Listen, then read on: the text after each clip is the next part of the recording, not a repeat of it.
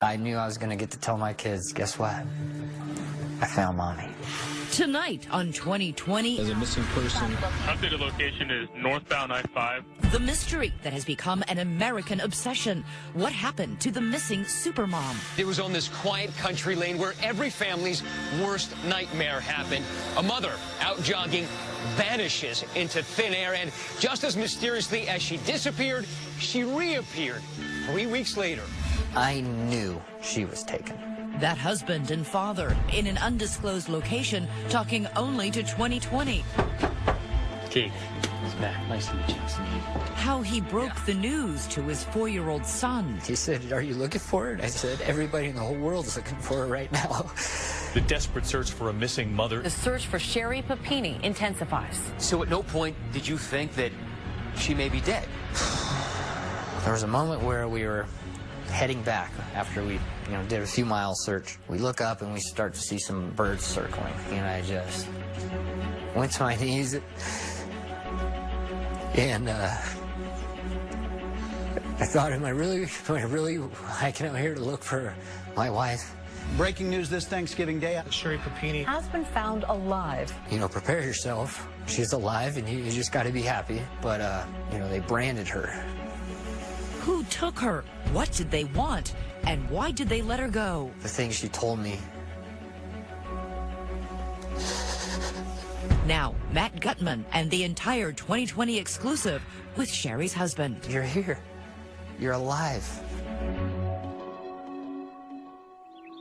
It's a brisk day on November 2nd in the rural community of Mountain Gate, California, nestled in the foothills of the Cascade Mountains. And for the Papini family, it starts out like any typical morning. I remember everything about that day. Around 6:50 a.m., my wife was on her way to go check on our daughter, Violet. And we met there at the door, and I gave her a kiss and a hug, and went right out the door. That evening, when Keith returns home from work as a Best Buy audio-video specialist, he expects his usual boisterous welcome from wife Sherri and the kids. I pulled up. I saw our car there, and I opened the door expecting my son comes 100 miles an hour right at me, and then usually Violet right behind him. We do what we call, our family snuggles. Instead, he's greeted with unsettling silence. I looked in a few different rooms and I couldn't find anybody. I thought, okay, maybe they're outside. And I looked around outside, but at the time I was like, I'm sure they're all together. I had no reason to believe otherwise. He opens up an app on his iPhone to see if he can track Sherri's location. I did the, Find My iPhone app, and it showed where her phone was. So I assumed that's where she was, and I assumed that the kids were with her. Where did the Find My Phone app show that Sherri was and you thought with the kids? On near our mailbox, which is a ways away. It's about a mile away, actually. Are you worried? Not quite yet. Keith jumps into his wife's car and follows the breadcrumb pings on the map toward the mailboxes. So I got in her car and I immediately drove down to the end of my mailbox, and I was, anticipating I would see her. But his family's whereabouts remain elusive. They are nowhere in sight. I then called my mom and asked her if they spoke, and she said she hadn't. Keith dials his children's daycare center. First thing I said is, what time did Sherri pick up the kids today? And when she said the kids are here, that was like, something is wrong. There's something wrong right now. Keith's relationship with Sherri is a rare love story dating back to childhood. A storybook starting with a 7th grade kiss. When they reconnected years later, Keith even presented the notes she had written him back in middle school. I remembered that all these years ago, I kept her notes that she wrote me. And I dug them up and I handed her a box, and of course it was like all our little notes back and forth. Soon enough, Keith would find himself on one knee, asking for Sherri's hand in marriage. I was just head over heels for her, and I knew I wanted to marry this girl. The striking couple tie the knot in 2009. They look like a fairy tale couple. She like a princess, he like a prince. Their photos together seem as if they're ripped from the pages of a glossy magazine. They do just very sweet things for one another, and just kind of things that you read out of a novel or see on TV. The young couple put down roots in their hometown just outside of Redding, California. The Papinis move into this 2-story house. It's comfortable because it's the house Keith grew up in. And by all accounts, Sherri, a stay-at-home mom, treasures her family life, doting on 4-year-old Tyler and 2-year-old Violet, and on her husband. Sherri's been called Supermom.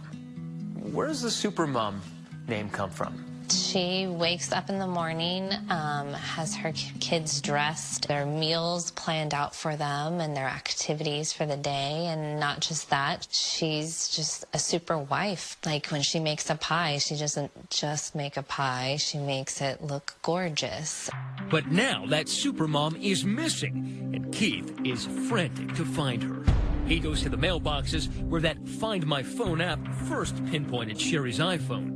Again, I wasn't looking for a phone. I was looking for Sherri. When I didn't find Sherri, I went to the other road, came right back, and I parked, and I got out, and now I'm looking for a phone because it's saying it's here, it's here. And it did not take me long. It was right off the road. Keith is stunned. It's Sherri's iPhone, lying in the grass, strands of her blonde hair tangled in the headphones. If she would have lost her phone driving home one day and she put it on the roof of the car and it fell off, okay, whatever, I could see that happening. But the cars were home and the kids are at school. I knew something was wrong. Now Keith goes into full crisis mode. He takes 2 pictures of Sherri's iPhone and then dials 911. I wanted to make a clear message. This is real.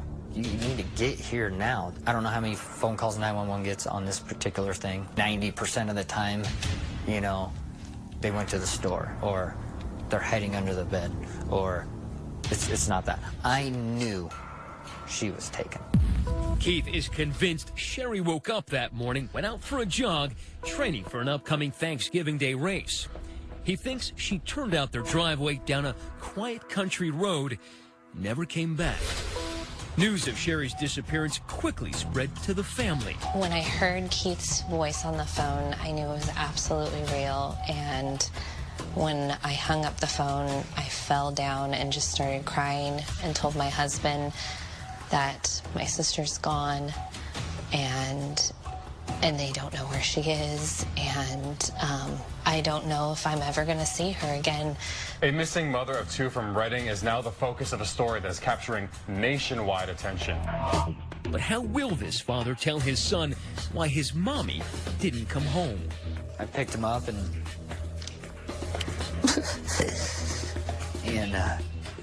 I told him I had something important to tell him, and he jumped up on the couch with me, and he knew something was up. And he said, "Dad, you can tell me anything."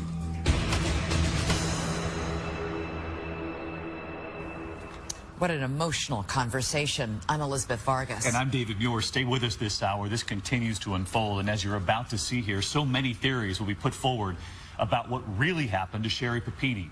Her husband Keith tells us he's speaking out tonight to end that speculation. And as of now, that family continues to live in a secret location to safeguard Sherri's privacy. We're on Facebook and live tweeting, so join the conversation. And coming up, the husband taking a polygraph. 2020 continues. Once again, here's Matt Gutman. From the foothills here in Shasta County, California, the mist can make a mountain vanish right before your eyes. That's also what happened to Sherri Papini, disappearing in broad daylight on a November afternoon. She is considered at risk due to the suspicious circumstances. Within hours of Keith's 911 call, deputies are searching for Sherri. They soon get reinforcements, friends, neighbors, and complete strangers lining up to help. We're just using a map and we're doing some grid searches. The longer that someone's missing, that's a very critical time within the first, 24 hours. From rushing creeks to culverts choked with brush. But for the husband of the woman who just fell off the face of the earth, it's not enough. Did I want more? Of course. I wanted the Marines, the Army. I want a SWAT team to break into every home in a 10-mile radius. I'm going to do everything I can to find my wife. Sherri's big sister, Sheila, and Keith's sister, Suzanne. Please bring her home. She has babies. She loves them. She's a family that loves her. Please just bring her home. Just bring Sherri home. What is your gut feeling at first of what might have happened to her? We still don't know. We were trying to keep a very open mind. So then we start checking with friends, family, other associates to try and put together a timeline, looking for homes that maybe had some surveillance video, and then looking to local area motels and hotels to see if she had been seen there. I'm sure you looked into Sherri's past. Did you find anything? We were looking into a little bit of everything. Financials. We found where she had been previously married and had been divorced. We checked with her ex-husband who lives out of state and found that he had not heard or talked to her in probably 6 years or more. Then from this truck stop, a woman calls in a heart-stopping lead. She said that she saw a young woman that fit the description of Sherri Papini, and that when she approached her and asked her if everything was okay, that she seemed somewhat evasive. Evasive? Maybe. But is it Sherri? No. The detectives believed that that was not Ms. Papini in that vehicle. For his part, Keith, ordinarily so private he and Sherri don't even do Facebook, begins making TV appearances. Anything to keep Sherri's face in the public eye. If we can get it everywhere, as I'm sure all of you would do if your wife or husband or whatever was missing, you would do whatever you can, and that's what I'm doing. And so, in the late fall, in the shadow of the Cascade Mountains, a strange bumper crop of yellow ribbons and posters appears. Billboards for a nightmare. I'm just wondering about her health. Are they feeding her? You know, is she hot? Is she cold? I mean, just little horrible things that I would go through. I thought about that. I thought about her being there, screaming my name, and that I wasn't there, and that really, you know, that really got to me. Keith admits despair hung over him like a cloud. There was a moment where we were heading back after we, did a few mile search, and we look up and we start to see some birds circling.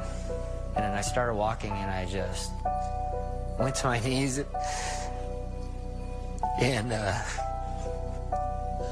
I thought, am I really hiking out here to look for my wife? And do I even want to? I don't want to find her right now, but I do want to find her. One of my good friends came over and just, hugged me and let me cry on his shoulder for a little bit, and it was a very sad and a very emotional and angry moment for me, and I'm very glad they were with me to kind of pick me up, and it was that was a tough one for me that day. All this time, you're dealing with this sadness, this pain, this agony of fear.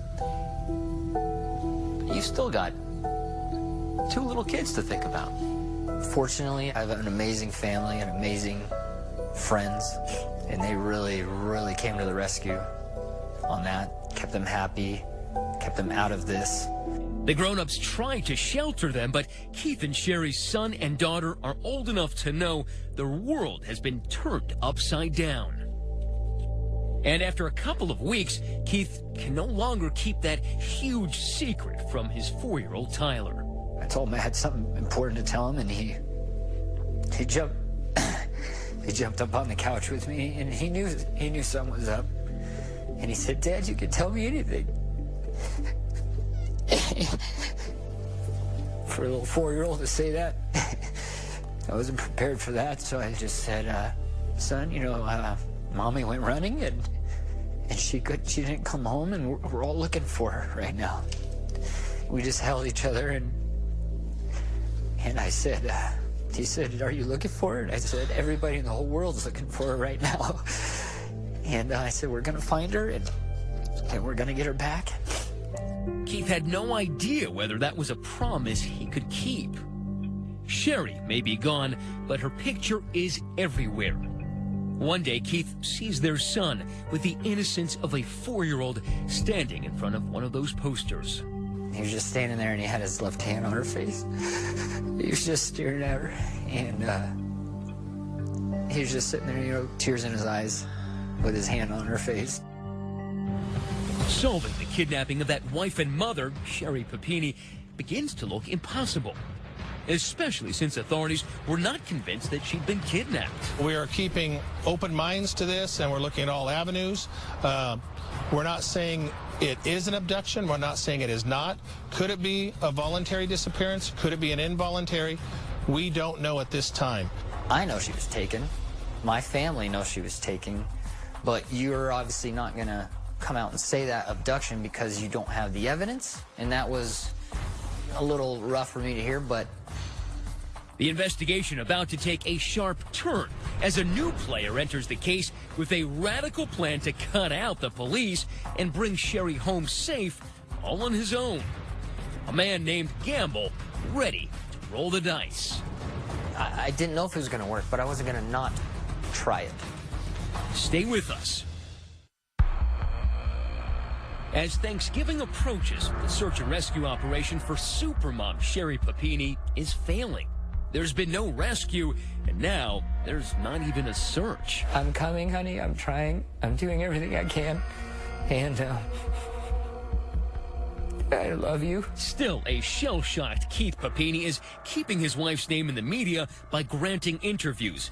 It is very difficult for me and for my family. I would never wish this feeling upon anybody. It is taking its toll on me.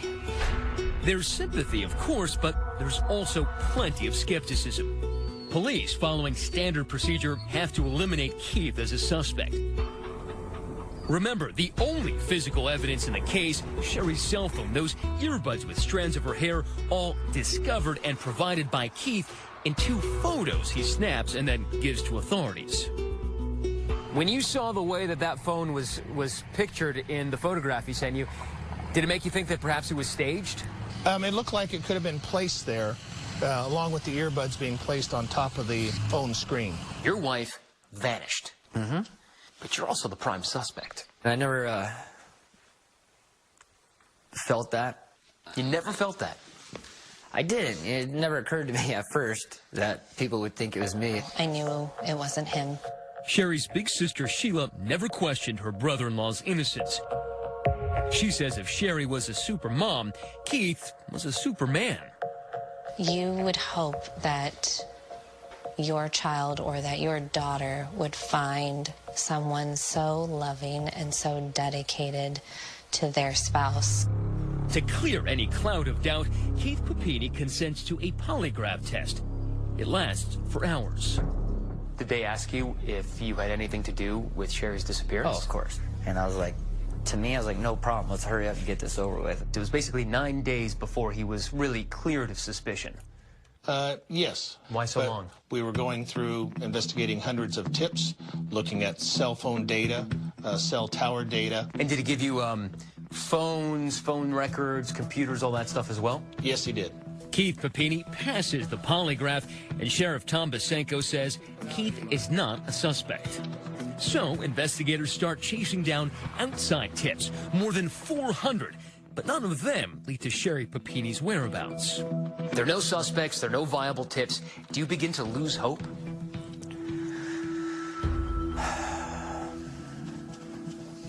I don't think I ever lost hope, but it was eating away at me big time. I'm getting very angry and frustrated, and I'm scared for my wife. The Papini family starts a GoFundMe account. Donations start pouring in.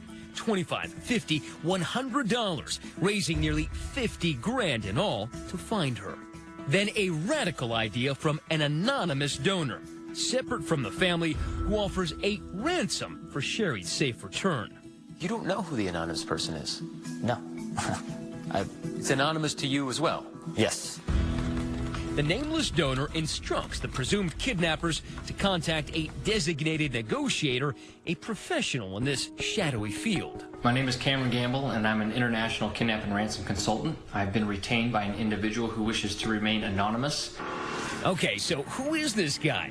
He's a former Air Force senior airman who now makes his living training military, law enforcement, even private citizens on how to evade and escape capture. These are different captivity environments throughout different regions of the world. We met him at his training facility, furnished with kidnapping simulators like this shipping container where Gamble described the dark arts of his craft. What made you so confident that this was an abduction and not something else? Everything I looked at fit that bill. Look at the husband. If she was listening, I wanted to say that we're trying, and we're trying the best we can. He wasn't faking it. Look at Sherri herself. And this isn't the type of girl who's just going to walk away from all that. By now, Keith is desperate. He's even considered turning to psychics. So when Gamble contacts him asking for permission to try a more aggressive approach, he agrees. There was no idea or thought that if I think could work, that I was not going to try. 12 days into Sherri Papini's disappearance, Gamble posts this provocative video online promoting the ransom. I don't know your motive. I don't know who you are. I don't care. I simply care about getting Sherri back. Did you ever expect someone to ring you up and say, I have Sherri, I want the money? I was hopeful. You were so convinced that Sherri was still alive. You go into these situations thinking they're dead, then you lose hope right off the bat. Gamble is something of a wild card. To law enforcement, he's more of a nuisance than a problem solver. Your critics would say that this is a publicity stunt. They can say that all they want. I don't do this for the critics. I do this for the small number that actually matter, and that being Keith and Sherri. But there were some big opponents to this. The sheriff was adamantly opposed to Cameron Gamble being involved in any way. For me, I was going to do everything I could to get my wife back. The next gambit for Gamble came on November 23rd, the day before Thanksgiving. He posts a second video online. The world has been looking for Sherri Papini, and now the world is going to be looking for you, whoever you are. Gamble informed Sherri's alleged captors the ransom is now off the table. I'm sorry you didn't take advantage of this opportunity when you had the chance. Instead, he doubles down in a call to action, asking the public to find Sherri in exchange for an even bigger reward. Was it actually a call for bounty hunters? I mean, how did you put it? I said, I don't care your criminal status. I don't care if there's a warrant out for your arrest. I don't care who you are. If you can lead us to Sherri, and we give you more cash than you can spend. I wanted to make it so tempting that the abductor's own mother would have turned him in. And then what did you think about making it a bounty when the deadline for the ransom passed? Well, I was all for that. I mean... But will Cameron Gamble's bet pay off? When we come back, the moment that would send chills down anyone's spine. I just wanted to see her, so I just ran past everybody and I throw open the curtain, and she was there. When 2020 continues. 2020 continues. Once again, here's Matt Gutman. Keith Papini begins his Thanksgiving at 3:30 a.m., steeling himself for the Northern California cold and the white-hot anguish of the 22nd day without his beloved Sherri. A huge balloon release has been planned in her honor. We wanted to do something very special. A real close person in my life mentioned, well, what about a balloon release? You know, we're all looking for you, and here's just a symbol, here's home. And I really like that. The knife thrust pain of missing Sherri is a constant companion, as is his constantly ringing cell phone. Very early in the morning, Thanksgiving Day, you get a phone call. It rang. I think I was shaving at the time. So I kind of looked over and I did not recognize the number. You didn't pick it up? I didn't hear it in time because I only got the last two rings. But that wasn't just any call he missed. It was the call he'd been praying for. Immediately after that, my home phone rang. I pick it up. It was my wife screaming in the background, yelling my name. And the CHP officer said, I need you to be calm, I need you to be calm. Well, are you panicked at first? You're hearing her scream. I'm panicked, but I'm happy, because at this point, this is the first time I've heard her voice. I know she's alive. And you hear? And I hear screaming. So then I get the phone, and, oh my God, honey, and of course she's screaming, it's very emotional, and I love you, I love you, I love you. Oh my God, you're You're here, you're back, where are you? Where was she? And how did she get free from her captors? Sherri hasn't spoken publicly yet. The account of her release comes solely from what she told police and her husband. She was bound. She had a chain around her waist. She had a bag over her head. I can't remember if it's her right or her left arm was chained to the chain, and her left hand was in the vehicle chained to something. Make sure she didn't jump out of the car. Yeah, they cut something to free her restraint that was holding her into the vehicle, pushed her out, and drove away. Sherri has one free hand and took a bag off of her head. And she has, at this point, has no idea where she's at. She runs to a house and didn't look. What she said was very inviting. She ran to another building, could not get into that building, and then ran to the freeway. Stranded in the middle of nowhere, Sherri feels her only chance at rescue is to flag down a motorist on the highway. People were driving past her and not stopping. In her mind, she's frightened, she's scared, she's screamed so much. She said she was coughing up, like blood from the screaming, trying to get somebody to, stop. Just another sign of how my wife is. She's so wonderful. But she's like, well, maybe people aren't stopping because I have a chain. It looks like I broke out of prison. So she tried to tuck in her chain under her clothes. I don't know what reaction anybody has to that, but to me, I'm just like, I'm just impressed that she thought of that. 4 a.m. and Allison Sutton happens to be driving down I-5 North, one of millions of Americans on the road to visit family for Thanksgiving. I was in the right-hand lane, and I saw a woman frantically waving what looked like a shirt, trying to flag somebody down. She had like a wide-eyed, panicked kind of look. I was startled to see her. It was dark, and she pretty much just came out of nowhere. If I had swerved to the right at least a little bit, I would have hit her with my car. I figured if she was willing to risk being hit by a car trying to get somebody's attention, that she must really need some help. I pulled off and I dialed 911. 911 emergency. Rescue workers raced to the scene. The silence of the early morning now filling with sirens and the crackle of radio chatter. Attention Station 8. Unknown medical problem. It's going to be northbound I-5. Female needs medical attention. She is heavily battered. It's going to be some sort of an assault. Sherri is found in Yolo County, 150 miles from her Redding, California home. Disoriented from 22 days in captivity, she has no idea what time it is or even what day it is. The paramedics finally were talking to her. They were the first people to tell her, Happy Thanksgiving. And then she's like, oh, it's Thanksgiving night? And they said, no, it's Thanksgiving morning. Now, after that pre-dawn phone call, Keith is breaking every speed limit to get to the hospital where Sherri's been taken. The entire hospital was on lockdown. Eventually, they opened the door. The woman who's behind the curtain doesn't look like the wife and mother smiling back in countless family photos. One of the officers kind of braced me and kind of put his arm around me, and he said, prepare yourself. She's alive, and you just got to be happy. They branded her. So I just wanted to see her, so I just ran past everybody, and I, throw open the curtain, and she was there in a bed, and her poor face.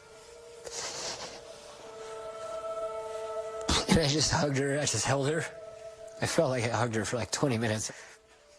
I was so happy that she was there, and I was just kissing her all over, and then I got nauseated just looking at her. It was so hard for me to see her like that. And Keith, a couple of times you said her face, her poor face. Yeah. What did you see? The bruises were just intense. The bumps from, being hit and kicked and whatever else.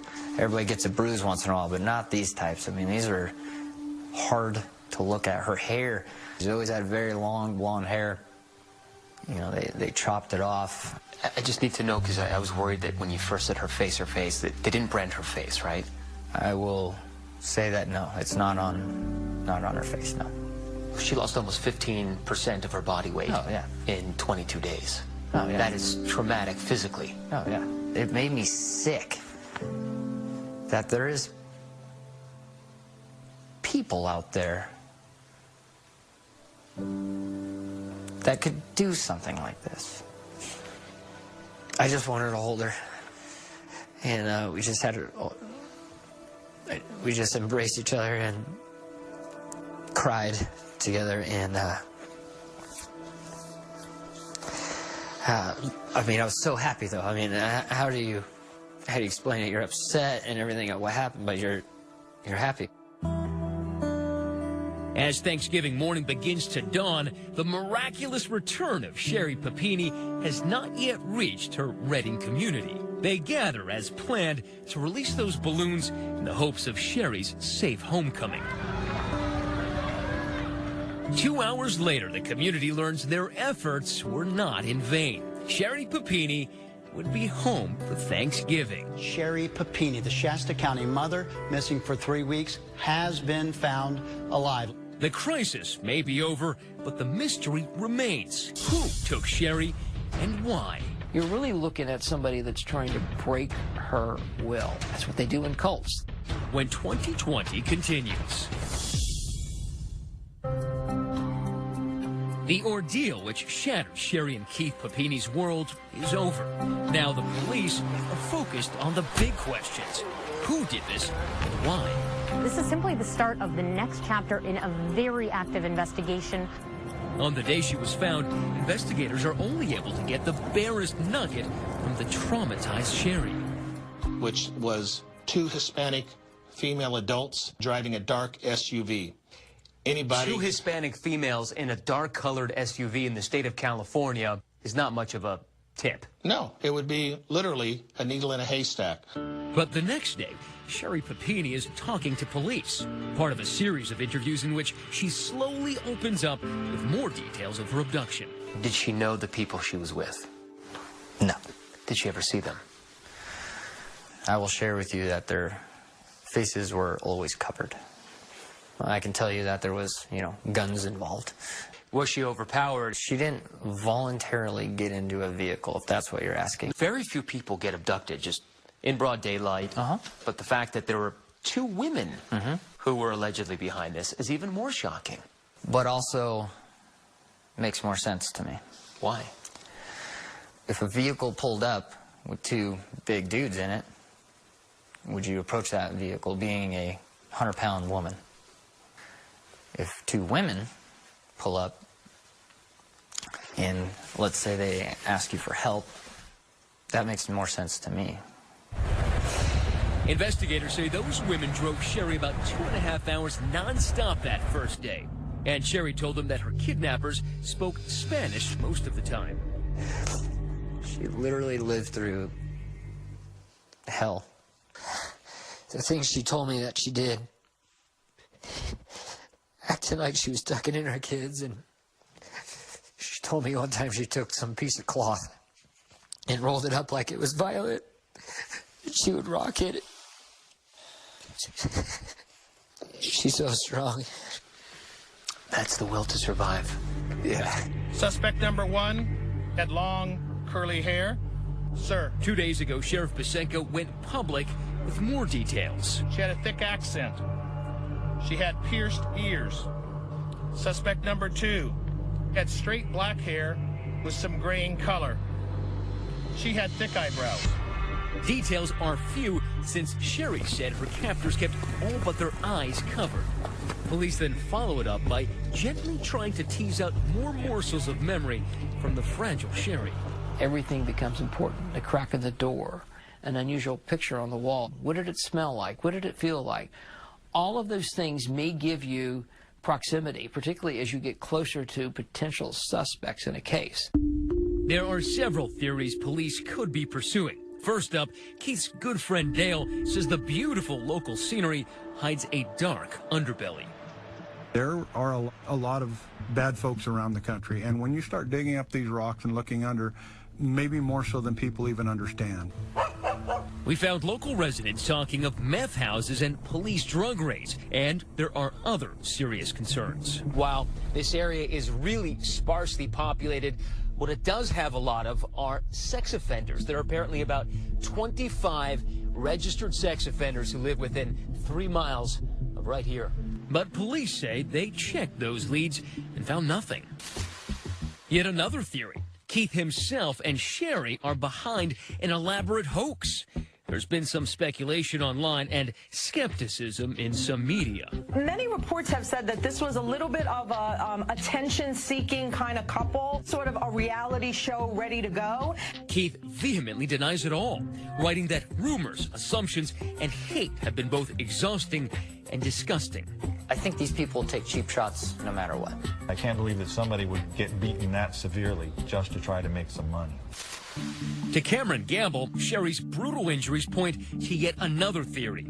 Sherri's skin burned multiple times, police saying that vicious branding was a message, not a symbol. If you look at just human trafficking alone, branding is something that would be done to mark a girl from a pimp or an organization, if that is in fact what happened here. ABC News crime expert Brad Garrett finds that sex trafficking theory doubtful. If you're going to traffic somebody, are you going to starve them, beat them, and cut their hair? You're going to do the opposite of that. You want them to look presentable so that they're, to use their words, a commodity to market.